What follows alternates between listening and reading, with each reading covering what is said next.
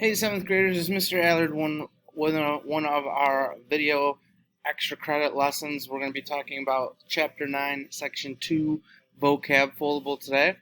Alright, so if you have your Vocab Foldable out with you, either the Vocab Foldable on Schoology or a paper copy. Let me see if I got one right here. Bill of Rights, Amendment, Veto, Federalism. Have it with you. Alright, here we go. Alright, make myself smaller.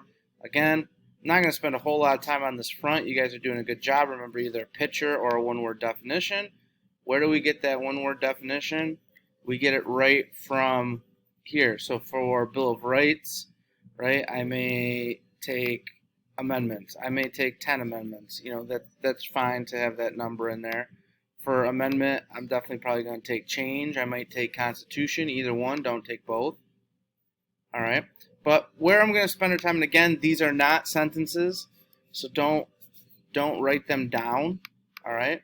But you can use these as an example. I would just really, what I would probably do is take what we're working on here, think of a different example, think of a different explanation. So, couple things to kind of know here is when we talk about the Bill of Rights, right? This is a vocabulary word, so that's a chance for some extra credit. As we talked about in class, what was the Bill of Rights meant to do? The Bill of Rights was put into the Constitution to help it get, what was that? Ratified? Oh yeah, that's another vocabulary word we could get in there. Sorry, I just froze up there for a little bit. Don't know what exactly happened. But, okay, so my vocabulary word is Bill of Rights. You could look at your notes for Bill of Rights. You could pick one of the 10 Bill of Rights. You know, an example of the Bill of Rights. If you're struggling with your sentences, maybe we'll go over something like that, because this is a tough one. So we can say the Bill of Rights was added to the Constitution. Actually, let me take that out so it doesn't look like a sentence. All right. You could say limit. I wouldn't want to say limit government political power, because that's right in the definition. Right, to protect people's rights. Right? Maybe you could say Amendment 1 in the Bill of Rights. Let's do another example really quick. And that gets another vocabulary word in there, right? Amendment number 1 added to Bill of Rights. That kind of puts our example in front of our vocabulary term. That's fine, right? Why was it done that? You can list, you know, to protect freedom. Remember your hand, right? Assembly, press, speech, religion, petition. And again, petition is an old vocabulary word too. So right now you've got 3 in there. Okay? So that's how I would think about it. Either talk about the whole Bill of Rights or talk about a part of it, right? Amendment number. There's 10 different amendments you could use for that example.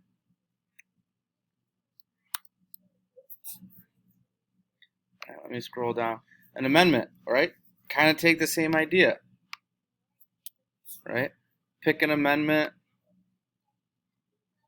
You know, maybe the 8th Amendment, right? Where was the 8th Amendment? It was added in the Bill of Rights. There you go. You got another vocabulary word for a bonus point, right? And explain. Protected people from cruel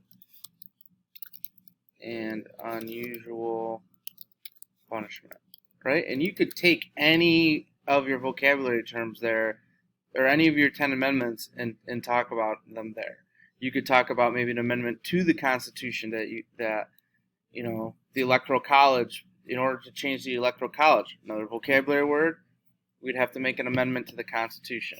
Okay, either of those would be fine.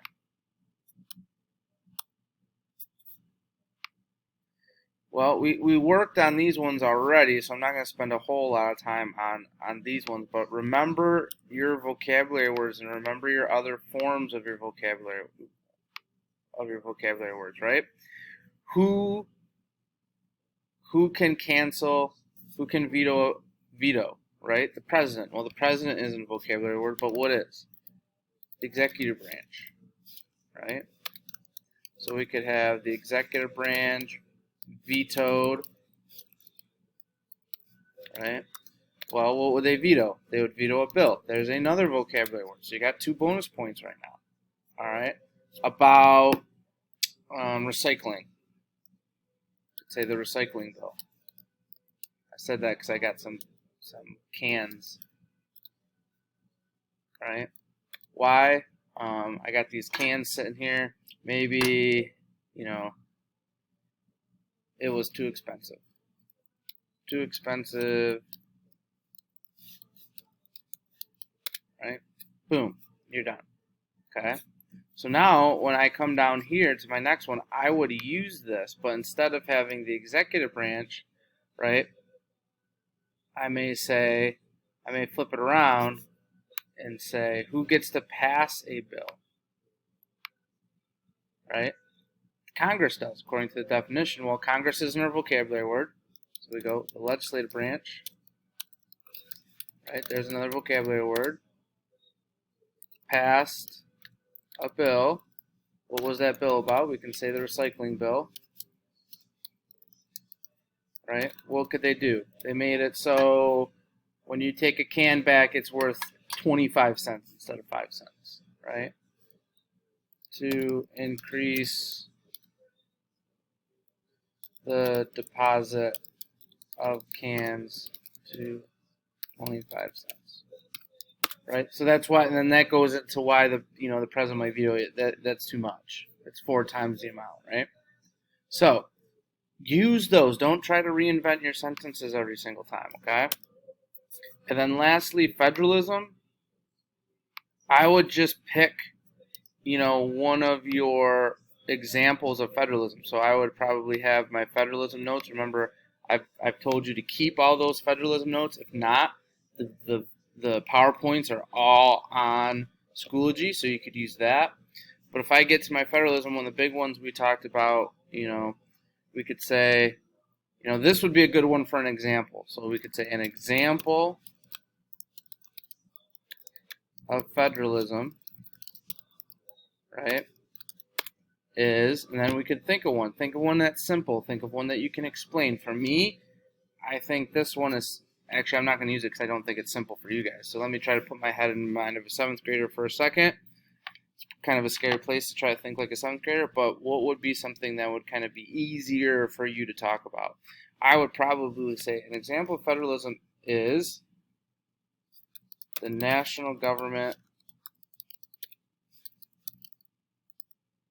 right, can declare war. Now I might say because this is a action specifically you probably won't use. Because this is something, again, the Constitution, there's another vocabulary word, says Congress can do, right? Maybe not the most simplest version. You could talk about taxes, you could talk about elections, you could talk about schools, but maybe maybe we clean this up a little bit. Maybe under an example of federalism, only the national government can declare war, right? Because this is one of their political powers. And then again, you get another vocabulary word in there. Okay? Alright, that's it. If you have any questions, feel free to send me a message on Schoology. I have office hours Tuesday and Thursday from 2:20-ish to about 3 o'clock. And then we have office hours on Wednesdays from 12:30 to 1:30. Or hit me up with a Schoology message. Till then, tell it out.